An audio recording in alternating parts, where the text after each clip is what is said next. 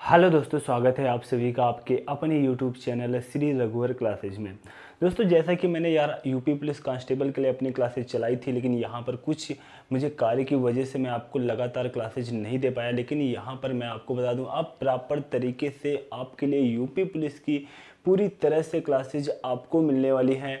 और यहाँ पर क्लासेज के बारे में मैं आपको बता दूँ किस तरीके से आपको क्लासेज मिलेंगी। जो आपको क्लासेज मिलेंगी वो देखो, क्लासेज का मेरा शेड्यूल क्या रहेगा। सबसे पहले यहाँ पर जो मैं आज आपके लिए क्लास लेकर के आया हूँ, ये 2018 pre year UP police constable में पूछे गए क्वेश्चंस हैं, वो मैं आज आपके लिए लेकर के आया हूँ। यहाँ पर देखो, सबसे पहले जो मेरी मिक्सअप में क्लास आएगी, वो जितने भी यूपी पुलिस कांस्टेबल में प्री ईयर में पूछे गए क्वेश्चन है, वो सभी क्वेश्चन मैं आपको यहाँ पर कराने वाला हूँ। और इसके बाद मैं आपके लिए टॉपिक वाइज क्लास की श्रृंखला तो चला ही रहा हूँ। अगर पीछे मेरे वीडियो नहीं देखा है तो जाकर के देख लेना। एक एक पार्ट बहुत ही अच्छे कॉन्सेप्ट के साथ मैं आपका क्लियर करते हुए आगे बढ़ रहा हूँ। तो यहाँ पर देखो, हम टाइम लॉस नहीं करेंगे, बहुत सी बातें नहीं करेंगे, बातें तो हम आगे भी कर लेंगे, सीधा अपने क्वेश्चन पर आते हैं। जैसा कि यहाँ पर देखो, आज की क्लास का यहाँ पर फर्स्ट क्वेश्चन दिया हुआ है 160, 720, 400 का हमें क्या बताना है, HCF बताना है, मतलब कि हमें मासा बताना है। HCF का मतलब होता है हाईएस्ट कॉमन फैक्टर। अब इसमें कौन सा ऐसा फैक्टर है जो इन तीनों वैल्यू में कॉमन दिखाई दे रहा है। तो यहाँ पर देखो, ऐसे आपको थोड़ी सी प्रॉब्लम होगी निकालने में, लेकिन यहाँ पर मैं आपको बता दूँ, जब भी HCF का क्वेश्चन आए और इस तरीके से ऑप्शन आपके दिए हों, तो यहाँ पर आप क्या करोगे, अगर आपको ऑप्शन के साथ क्वेश्चन को लगाना है, देखो मैं आपको ऑप्शन से भी लगाने का तरीका बता दूंगा और इसके बाद कैसे क्वेश्चन को कॉन्सेप्ट से लगाते हैं वो भी बता दूंगा। लेकिन ऐसे क्वेश्चन आप लोग पूरी तरह से कोशिश करना कि हम ऑप्शन से ही उड़ा दें। जैसे कि यहाँ पर देखो दिया हुआ है, पहला ऑप्शन आपका 20 दिया हुआ है, फिर 40 दिया हुआ है, फिर 80 दिया हुआ है, फिर 160 दिया हुआ है। तो यहाँ पर देखो, HCF का मतलब होता है महत्तम समापवर्तक, मतलब कि यहाँ पर कौन सा हाईएस्ट कॉमन फैक्टर है जो इन तीनों में से कॉमन है। तो यहाँ पर देखेंगे, सबसे पहले हम उस ऑप्शन के पास जाएंगे जो इन चारों ऑप्शन में सबसे बड़ी वैल्यू दी हुई है। तो हम 160 के पास गए, 160 के पास गए तो मतलब 160 से ये तीनों वैल्यू पूरी तरह से डिवाइड होनी चाहिए। तो पहले तो 160 से 160 कट जाएगी, अगर हम दूसरी काटेंगे तो नहीं कटेगी। इसका मतलब ऑप्शन नंबर डी का खेल तो क्या हुआ, समाप्त हुआ। फिर उसके बाद हम जो ऑप्शन नंबर डी से थोड़ा छोटा है उसके पास आएंगे, तो ऑप्शन नंबर हम सी के पास आ गए, क्योंकि सी उससे थोड़ा छोटा है, 80 है। तो 80 से हम क्या करेंगे, इन तीनों वैल्यू को चेक करेंगे। 160 को चेक किया, बिल्कुल कट जाएगी। 720 को चेक किया, बिल्कुल कट जाएगी। 400 को चेक किया, बिल्कुल कट जाएगी। इसलिए यही ऑप्शन आपका क्या हो जाएगा, राइट आंसर हो जाएगा। इसी तरीके से देखो, आपको चेक करना है, सबसे बड़े ऑप्शन के पास जाना है, उसके बाद अगर उससे नहीं कट रही हैं तो फिर उससे छोटा ऑप्शन, फिर उससे छोटा, फिर उससे छोटा, इस तरीके से हम विद ऑप्शन के साथ चेक कर लेंगे। लेकिन अगर हमें कॉन्सेप्ट से लगाना होता तो सर हम कैसे लगाते, बिल्कुल देखो हम आपको कॉन्सेप्ट से बता रहे हैं। अगर यहाँ पर इस टाइप का जब भी क्वेश्चन आए, देखो कॉन्सेप्ट से कैसे लगाएंगे। यहाँ पर देखो 720 दिया हुआ है और 400 दिया हुआ है, तो हम इनका डिफरेंस निकाल लेंगे। डिफरेंस आएगा कितने का, 320 का। 720 और 400 के बीच का डिफरेंस हम निकालेंगे, वो कितना आया, 320 का आया। अब वैल्यू को सेलेक्ट करेंगे जिनका डिफरेंस थोड़ा सा कम आए, जैसे कि हमने 160 और 720 क्यों नहीं लिया, क्योंकि इनका डिफरेंस थोड़ा बड़ा आता। तो यहाँ पर हम यही कोशिश करेंगे कि ऐसी वैल्यू को सेलेक्ट करें कि जिनका डिफरेंस थोड़ा सा छोटा है, जिससे कि हमें आसानी हो। फिर यहाँ पर देखो, अगर हम 160 और 400 को सेलेक्ट कर लें, फिर 160 और 400 को जब सेलेक्ट करेंगे तो इनका जो डिफरेंस आएगा 240 आएगा। कितना आएगा, 240 आएगा। तो यहाँ पर देखो, जो हम बीच का डिफरेंस निकालते हैं ना, यही हमारा HCF होने के चांस होते हैं कि ये हमारा 320 HCF क्या हो सकता है, 240 क्या हो सकता है। लेकिन ऐसे तो हमारे कोई ऑप्शन ही नहीं दिखाई दे रहे हैं, तो यहाँ पर थोड़ा सा इन्हें ही हम और छोटा कर लेंगे, तो इनके बीच का हम डिफरेंस निकाल लेंगे। जब 240 और 320 के बीच का डिफरेंस निकालेंगे तो 80 आ जाएगा। 80 देखो क्या ऑप्शन में दिख रहा है, बिल्कुल दिख रहा है यार। ऑप्शन नंबर सी आपका क्या हो जाएगा, राइट आंसर हो जाएगा। तो आप इस तरीके से बाई कॉन्सेप्ट भी आसानी के साथ निकाल सकते हो। इसके बाद देखते हैं अपना नेक्स्ट क्वेश्चन। यहाँ पर देखो जैसा कि नेक्स्ट क्वेश्चन दिया हुआ है, आपसे यहाँ पर पूछा जा रहा है कि नीचे दी हुई संख्याओं में से कौन सी संख्या पूर्ण वर्ग नहीं है। तो यहाँ पर देखो आपको बताना है कौन सी संख्या है जो वह पूर्ण वर्ग नहीं है।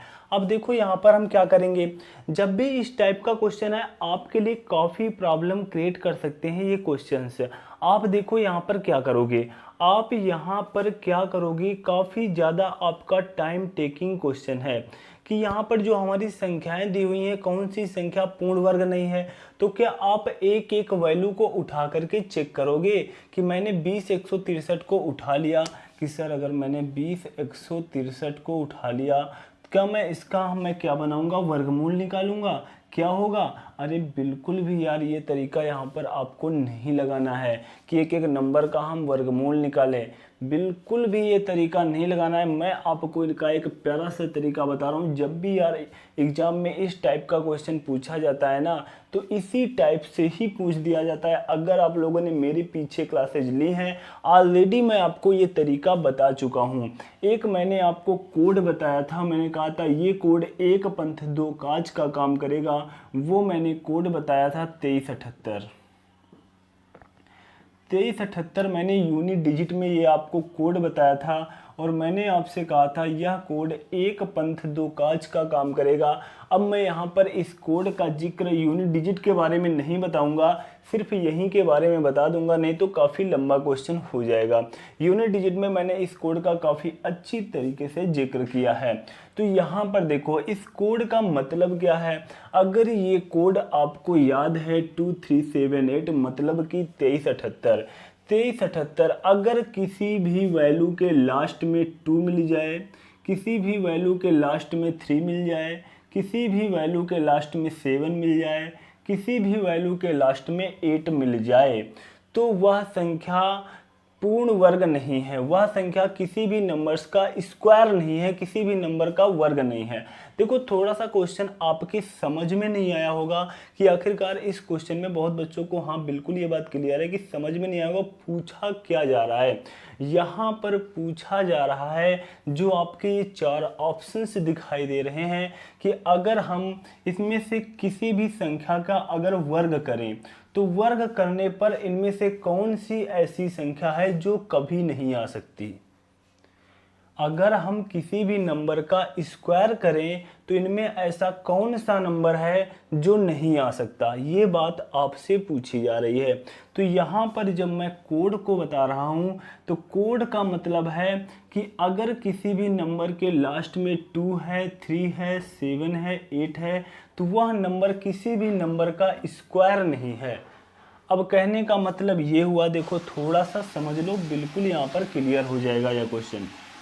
जैसे कि आपने 1 का स्क्वायर किया कितना आया 1, 2 का स्क्वायर किया कितना आया 4, 3 का स्क्वायर 9, 4 का स्क्वायर 16, 5 का स्क्वायर 25, 6 का स्क्वायर 36, 7 का स्क्वायर 49, 8 का स्क्वायर 64, 9 का स्क्वायर 81 और 10 का स्क्वायर 100। तो यहाँ पर देखो आपके जो स्क्वायर हो चुके हैं 1 का स्क्वायर 1, ये मैंने इसलिए लिखाया कि इसलिए नहीं लिखाया कि आपको आते नहीं है। यहाँ पर मैं आपको कुछ दिखाना चाह रहा हूँ, जरा देखो। किसी भी नंबर्स के लास्ट में 2, 3, 7, 8 अगर वो किसी भी नंबर्स का आपने स्क्वायर किया, किसी भी नंबर्स का आपने स्क्वायर किया है तो लास्ट में ये 4 डिजिट कभी भी नहीं आएंगे। वो मैं प्रूफ करके दिखाने जा रहा हूँ। यहाँ पर देखो आपने 1 का स्क्वायर किया 1 आया, यहाँ पर देखो कहीं पर भी 2, 3, 7, 8 नहीं आया है, 4 आया, 9 आया, 6 लास्ट में 6 आया, लास्ट में यहाँ पर 5 आया, लास्ट में यहाँ पर 6, 9, 4, 1, 0 इतने अंक आए हैं। यही अंक आपके स्क्वायर करने पर आएंगे, किसी भी नंबर्स का आप स्क्वायर करोगे। लेकिन यहाँ पर कहीं पर भी देखो लास्ट में ना ही 2 आया है, ना ही 3 आया है, ना ही 7 आया है, ना ही 8 आया है। तो इसका मतलब इस क्वेश्चन में अगर मुझे इस कोड के बारे में पता था तो क्वेश्चन को हम देखते देखते और खुशियों के साथ ऑप्शन नंबर ए टिक कर देते। सर ये तो बिल्कुल ऐसे ही 1 सेकेंड में हमारा क्वेश्चन हो गया, जैसे ही हमने क्वेश्चन को पढ़ा वैसे ही हो गया। अब कहोगे कैसे, क्योंकि आपने बताया था कि 2 3 7 8 किसी भी नंबर्स के लास्ट में आ जाए तो इसका मतलब समझ लेना वो किसी भी संख्या का स्क्वायर नहीं हो सकती है, वो नंबर किसी भी नंबर्स का स्क्वायर नहीं हो सकता है। इसलिए आपका 20 163 जो आपका दिया हुआ है ऑप्शन नंबर ए 20 163 या किसी भी नंबर्स का स्क्वायर नहीं हो सकता है, क्योंकि इसके लास्ट में 3 है। बाकी जितने ऑप्शन दिए हुए हैं, बी में लास्ट में देखो 6 है तो 6 भी आपका देखो स्क्वायर में आ रहा है, और सी में देखो लास्ट में 4 है तो 4 भी स्क्वायर में आता है। उसके बाद देखो लास्ट में 1 है डी में तो 1 भी स्क्वायर में आता है, लेकिन 3 किसी भी संख्या के स्क्वायर में नहीं आता, इसलिए ऑप्शन नंबर ए आपका क्या हो जाएगा, राइट हो जाएगा। इसके बाद देखते हैं अपना नेक्स्ट क्वेश्चन, क्वेश्चन नंबर 3। दोस्तों यहाँ पर नेक्स्ट क्वेश्चन कराने से पहले मैं आपको एक बात बता दूं कि मेरा यार प्यारा सा व्हाइट बोर्ड है, कोई डिजिटल बोर्ड नहीं है, इसलिए देखो मेरे पास क्वेश्चन की पीडीएफ है। मैं क्वेश्चन को यहाँ पर इस बोर्ड पर लगा दूंगा, वो क्वेश्चन आपको दिखाई देगा और मुझे नहीं दिखाई देगा, इसलिए मैं क्वेश्चन को फ़ोन में देख करके सॉल्व कराऊंगा, जिससे कि आपको ये ना लगे कि यार सर हाथ में फ़ोन ले करके क्वेश्चन को क्यों सॉल्व कराते हो, क्योंकि जो क्वेश्चन आपको दिखाई देता है वो मुझे नहीं दिखाई देता है। इसलिए मैं क्वेश्चन को अपने फ़ोन से बोर्ड पर लगा दूंगा और मैं फ़ोन के माध्यम से क्वेश्चन को सॉल्व कराऊंगा।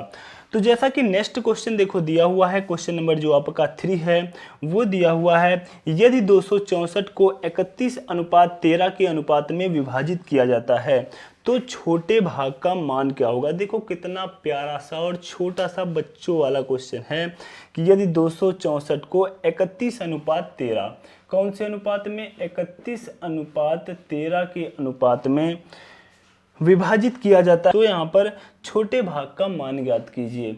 अब यहाँ पर देखो 264 कौन सी वैल्यू है, 264 को क्या करना है, 31:13 के भाग में विभाजित करना है और फिर छोटे वाले भाग का मान बताना है। तो इसमें ऐसा क्या है जो आपको नहीं आएगा, तो यहाँ पर देखो हम जोड़ लेते हैं 31 3 34 34 और 10 कितना होता है 44, कितना होगा 44, 44 बराबर किसके हो जाएगा 264 के।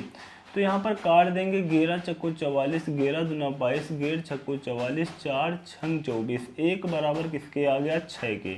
1 बराबर 6 के छोटे मान का छोटे भाग का मान चाहिए, 13 से मल्टीप्लाई करा देंगे 78 आ जाएगा।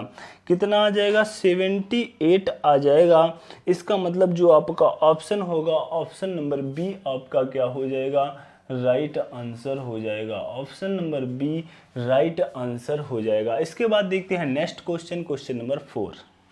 क्वेश्चन नंबर 4 देखो दिया हुआ है, किसी प्रवेश परीक्षा में अर्हता प्राप्त करने के लिए 72% अंकों की आवश्यकता होती है।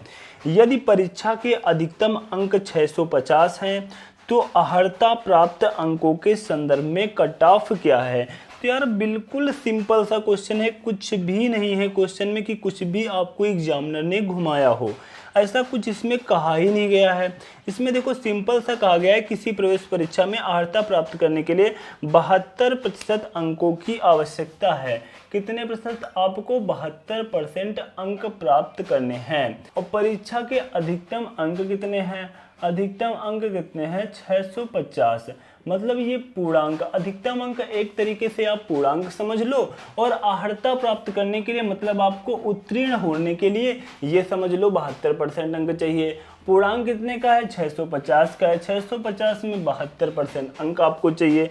तो यहाँ पर वही बताने हैं कि अर्हता प्राप्त अंकों के संदर्भ में कट ऑफ ज्ञात करनी है। तो आपको 650 का 72% अंक चाहिए, बस 72/100 कर लोगे। यहाँ पर देखो इन्हीं को सॉल्व करने के लिए मैं थोड़ा सा आपको प्यारा सा कंसेप्ट बताऊंगा और कैलकुलेशन को कैसे इजी करते हैं वो तरीका मैं आपको बताऊंगा। बाकी तो ऐसे सभी बच्चे निकालते हैं 650 × 72/100, लेकिन आपको यार कुछ अलग करना है। अलग कैसे करना है, देखो 650 का आपको 72% निकालना है, आप 650 का 70% निकाल लो, कितना 70%। 70% का मान आपको पता ही यार 1/10 7/10 हो जाएगा। 7/10 जीरो ये कट जाएंगे तो यहाँ पर 7 पन्ना 35, 7 छंग 42, 42 और 3 कितना होता है 45। कितना आ गया 455 आ गया। लेकिन ये मान आपने निकाला है 70% का, आपको चाहिए 72 का। 72 का चाहिए। अगर आपको 72 का चाहिए तो मैं कह रहा हूँ 650 का 1% कितना होगा। 650 का 1% कितना होगा। देखो मैं उन बच्चों के लिए बता रहा हूँ जिनको कैलकुलेशन अपनी बहुत स्पीड करनी है, क्योंकि यार जब ऑफलाइन क्लास में आप लोग बैठते हो ना, सर जैसे ही क्वेश्चन बोल के हटते हैं वैसे बच्चे आंसर बोल देते हैं। वो कैसे बोल देते, क्यों बोल देते, क्योंकि वो यही सब शार्ट अप्रोच को अपनाते हैं। आप क्या करते हो, आप यही करते हो। तो देखो आप अगर नहीं समझ में आ रहा है तो यार यही तरीका आप भी अपना लेना और इसको सॉल्व कर लेना, तो वही आंसर आएगा जो यहाँ पर मैं निकालने वाला हूँ। नहीं बाकी जो मैं समझा रहा हूँ उसको अच्छी तरीके से समझो। ये 70% का मान आपने निकाल लिया 455। अगर मैं 650 का 1% निकालूँ, 1% मतलब होता है 1/100, मतलब 1% का मान आएगा 6.5। 1% का मान कितना आएगा 6.5। तो 2% का मान कितना आएगा, इसका डबल 13। कितना आएगा 13। तो यहाँ पर आपने 70% का मान ये निकाला, इसमें प्लस हम 2% ऐड कर दें तो कितना हो जाएगा 72%। 72% का मान इसमें कितने, 2% का मान कितना निकाला है मैंने 13। तो यहाँ पर 13 को ऐड कर दो, 13 को ऐड करोगे तो कितना आ जाएगा 468। 468 क्या हो जाएगा आपका राइट आंसर हो जाएगा। तो ऑप्शन नंबर आपका क्या हो गया सी। ऑप्शन नंबर सी आपका क्या हो गया राइट आंसर हो गया। इसके बाद देखते हैं अपना नेक्स्ट क्वेश्चन। अब यहाँ पर देखो जैसा कि नेक्स्ट क्वेश्चन दिया हुआ है, 990 रुपए पर 5 वर्षों में 16% वार्षिक दर से अर्जित सामान्य ब्याज ज्ञात कीजिए। अब देखो सामान्य ब्याज का मतलब साधारण ब्याज, साधारण ब्याज का मतलब सिंपल इंटरेस्ट। तो यहाँ पर आपको साधारण ब्याज बताना है। मूलधन यहाँ पर दे रखा है, मूलधन कितना 990 रुपए आपका मूलधन है। और यहाँ पर जो आपका टाइम दिया हुआ है 5 ईयर का दिया हुआ है, कि टाइम आपका 5 ईयर का है। और जो रेट आपकी दी हुई है 16% दी हुई है। और यहाँ पर आपको क्या बताना है, एसआई बताना है, मतलब ब्याज बताना है, सिंपल इंटरेस्ट बताना है। तो यहाँ पर देखो आप क्या करते हो, सजा सजा करके लिखते हो। क्या करते हो, सजा सजा करके लिखते हो। सर मूलधन होता है 990, दर आपकी यहाँ पर होता है P इंटू आर। आर मैंने लिख दिया 16%, मतलब 16 इंटू टाइम आपका 5 वर्ष है बटे 100 है। फिर प्यार से क्या करोगे, 0 से 0 को काटोगे, 5 दूनी 10 हो गया, 2 8 16 हो गया, 8 का यहाँ पर मल्टीप्लाई कराओगे, 8 9 72, 7 कैरी, 8 9 72 और 7 कितना होता है 79 होता है, 792 होता है। तो आपका जो ब्याज हो गया 792, ऑप्शन नंबर डी हो गया। लेकिन यहाँ पर देखो मैं आपकी मैथ यार उस लेवल की कराने आया हूँ। अगर आप वाकई मुझसे मैथ पढ़ते हैं तो देख लेना, आप एग्ज़ाम हाल में जाओगे, यूपी पुलिस कांस्टेबल के पेपर के टाइम तक आपकी वो तैयारी करा दूंगा कि आप भी यार कहोगे क्या मेरा कैलकुलेशन और क्या मेरी तैयारी हो चुकी है। क्योंकि देखो यहाँ पर ऐसे कुछ भी नहीं करना होता है कि इस तरीके से सजा सजा करके लिखो। सीधा आपने क्या देखा, आपने देखा कि यहाँ पर जो हमारा दिया हुआ है, इधर देख लेते हैं। देखो हमारा यहाँ पर कितना दिया हुआ है, प्रिंसिपल 990 दिया हुआ है। और यहाँ पर 5 ईयर का टाइम दिया हुआ है, 16% की रेट दी हुई है और सिंपल इंटरेस्ट बताना है। तो जब भी यार आपको साधारण ब्याज निकालना हो, आपको यहाँ पर क्या दिया हो, मूलधन दिया हो और यहाँ पर रेट और टाइम दी हो, तो रेट और टाइम का क्या करा दो, मल्टीप्लाई करा दो। 16 5 कितना हो गया 80। प्रिंसिपल का 80% निकाल दो, वही 80% मतलब 8/10। क्या 8/10, 0 से 0 कैंसिल। और यहाँ पर जो 8 का देखो यहाँ पर भी मल्टीप्लाई कराया था आपने, 792। 792 आपका क्या हो गया, option number D right answer हो गया। तो इस तरीके से आपको लगाना है, ये सब लिखने की आवश्यकता नहीं है। तो यहाँ पर आज मैंने आपके लिए छोटी सी ही क्लास ले रखी है। आज की क्लास में मैंने आपके 5 क्वेश्चंस कराए हैं। तो तो मेरी क्लास कैसी लगी नीचे कमेंट बॉक्स में छाप के अवश्य बताना। और अभी तक हमारे यूट्यूब चैनल श्री रघुवर क्लासेज मेरे कंटेंट मेरे तरीके अच्छे लग रहे हो तो यार सब्सक्राइब कर लेना।